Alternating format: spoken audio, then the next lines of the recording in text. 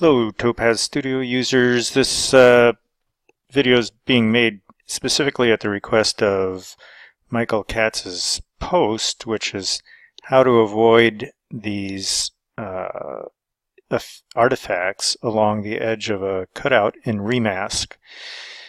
So I'm going to use a different image to do this because I don't have Michael's originals. Nor do I want to violate any copyright stuff. So here is a night sky near Mount Rainier that I took a few years back. Here is a picture of Vesterhorn in Iceland with a daytime fairly bright, a little bit cloudy sky. And what we'll do is we'll cut that sky out, replace it with this sky, and hopefully end up somewhere around here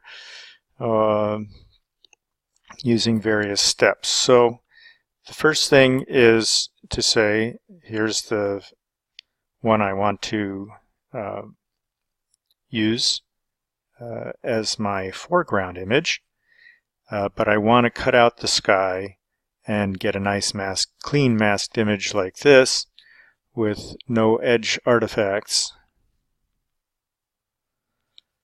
Like that. How do we go about doing that? So I'll go to this image and I'll go to the plugin of Remask. So we go out to plugins and Remask 5. Now you could easily cut out the sky with a variety of methods, but let's just follow Michael's wish. So what I recommend doing is in a simple cutout like this is to go ahead and zoom in to at least 100% and get up to one edge, hopefully coming across like this, adjusting the brush size to as small a size as you feel comfortable gliding along, because the smaller it is, the easier it is for Remask to compute the difference, know specifically which color at the edge is to keep and which one is to get rid of. The smaller brush will help a lot. So you just go along and trace the edge. You can speed it up a little bit if you if this is too tedious for you, but and I could of course make a pretty rough version of this, but let's try to be good for Michael.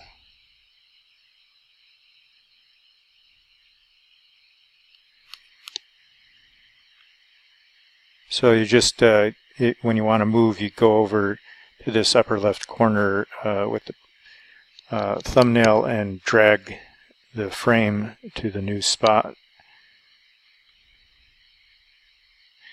And this blue brush is saying this is the area of the image where the border between what I want to keep and what I want to get rid of is going to be.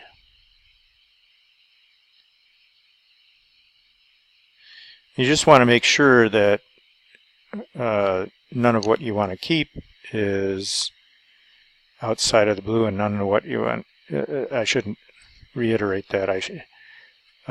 That you're overlapping, but both what you want to keep and what you want to get rid of by as little as you can here. And this will give us, on first pass, hopefully a pretty good mask.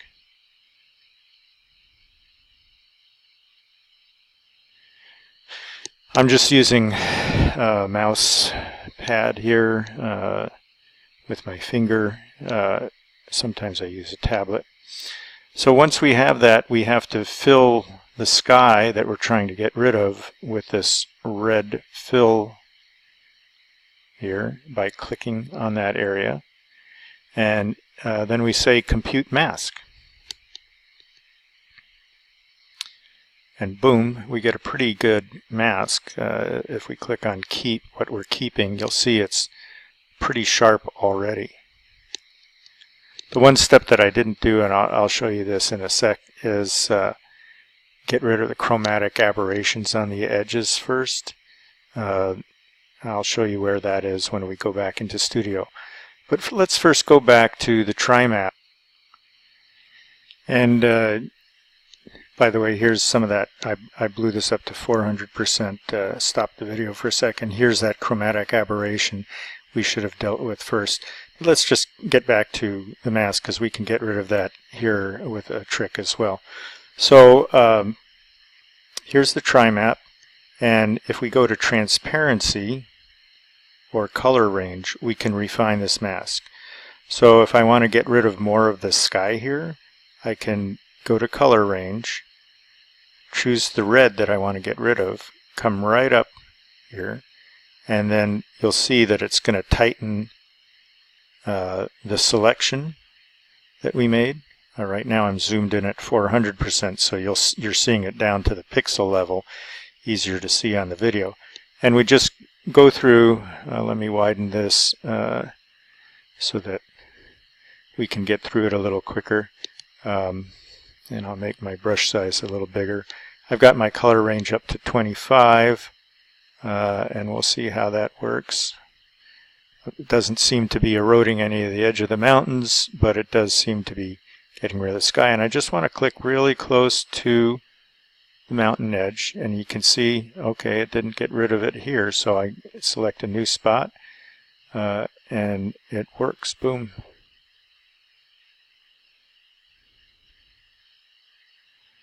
Over here the sky's a little different color, so again, choose a new brush and just keep going through until you're done. And you can do the same thing if you have a keep area that wasn't kept well. So for example, if we zoom in on this to 100% and get up in here, go back to the Trimap, I think it was, we did see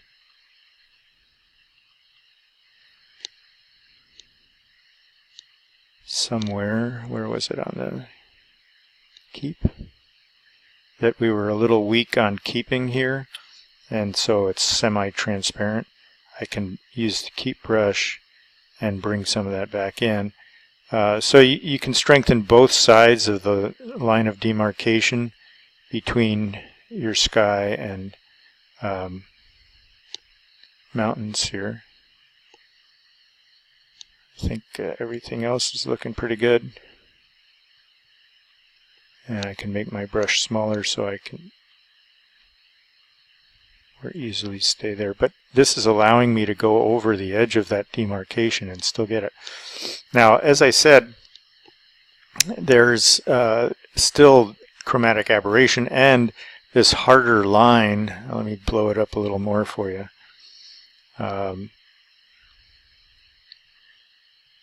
We have chromatic aberration, and we've got a dark line as well that make it look cut out if we were to just paste this on a different background. So a couple of things we can do. One is to come down and do a little foreground recovery.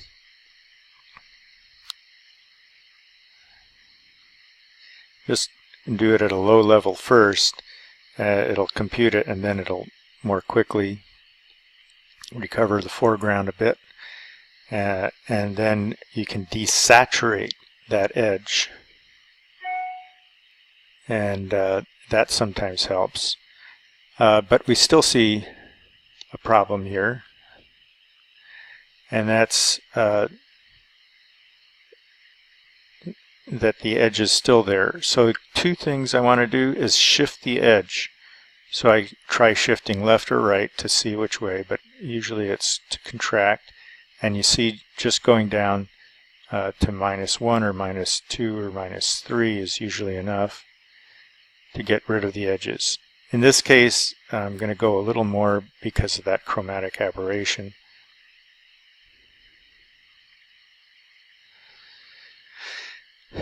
And then the other thing we can do is make the edge hardness just a little less. Okay, so then we're left with a pretty good mask. Remember, this is 300%. At 100%, you don't really see anything left. So once we're happy with that mask, we say OK. And it sends it back to Studio. And there's our cutout. Now we have a foreground with the sky cut out very accurately. Here's where you would normally do chromatic aberration correction. So you click on this word called lens, and you get this up, zoom in to your edge, and you can reduce that cyan or blue channel and the red channel a little bit. Don't go too far or you'll actually introduce more of it. And so once you have that, click Done. And whenever I use one of these tools, especially the crop tool, I go ahead and apply. So now I have my cutout with the chromatic aberrations removed. I can go back to the sky that we wanted to use. And I might want to tweak that a little bit, or we can tweak it later, but why not tweak it now? So I found this one called Night Closing, and we can use that. We can get rid of the vignette and further adjust the brightness contrast that's in this one. Instead of being bright, I want it to be night, so I want it to be quite a bit darker. Decide on how I want the contrast to look. Maybe take that saturation down a bit to get it more compatible with what we've got in the background. And I can still modify this further later, but let's go ahead and apply that. And again, we'll select this, see how we're doing, click and drag this over. And we're getting closer to what I want. We can harmonize it further later. I'm going to make sure this is highlighted and we have this box with handles around it, and put my hand icon right in the center and drag down, because I want only a third, the lower third basically, to be foreground and the rest to be night sky, because it's so exciting.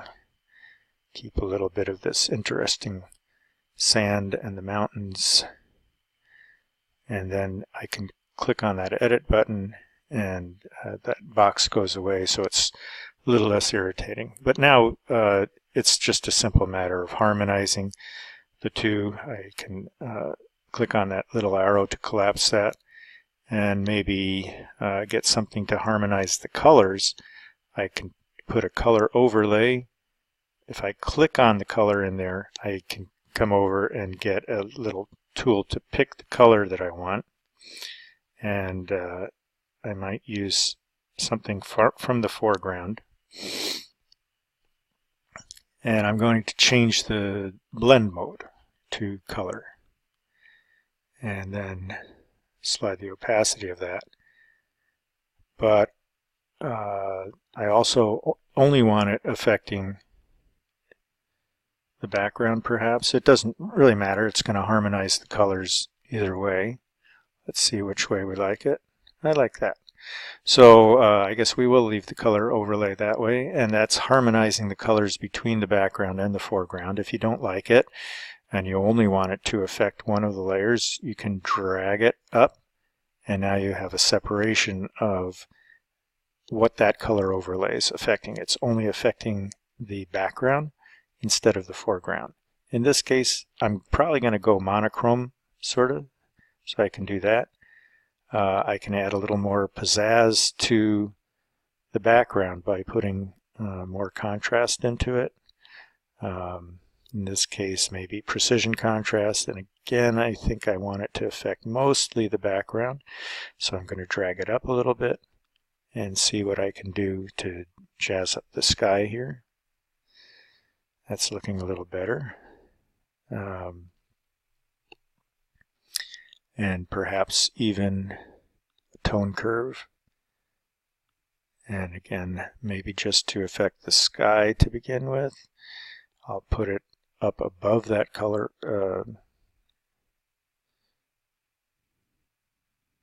image layer if I just want it to affect. So this precision contrast is actually affecting both foreground and background. If I only want it to affect the background, I just have to drag it up there and see if I like that a little better. Do I like the dreamy effect just on the background, or do I want it like this so that I have a harsher mountain scene?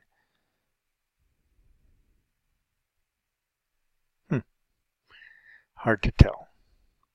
So another way we can do that, boom, and then mask the foreground.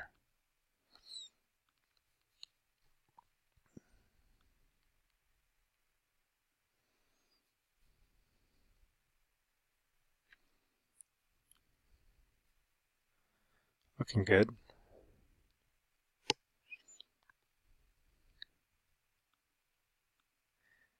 And see what works best for your sky.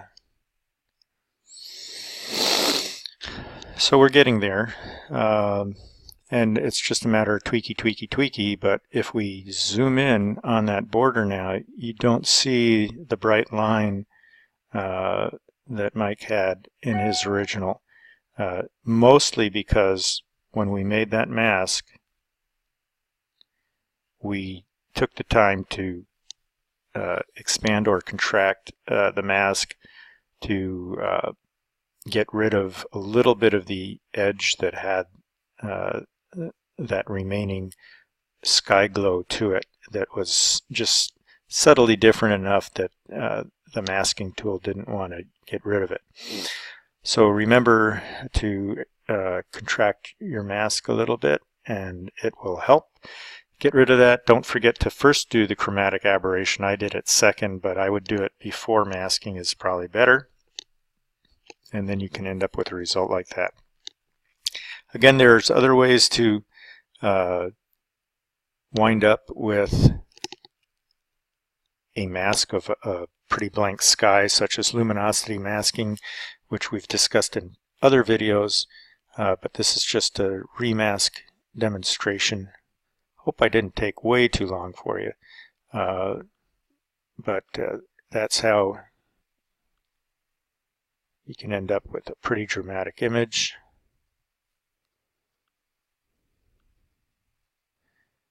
You tone curves again and bring in the white point. And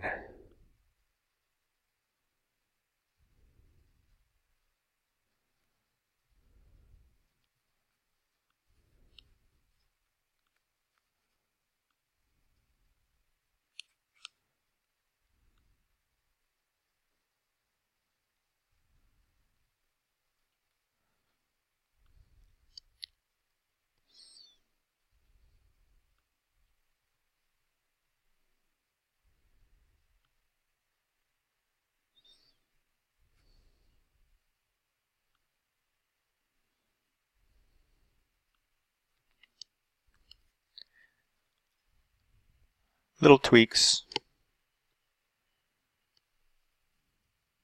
and then we're done.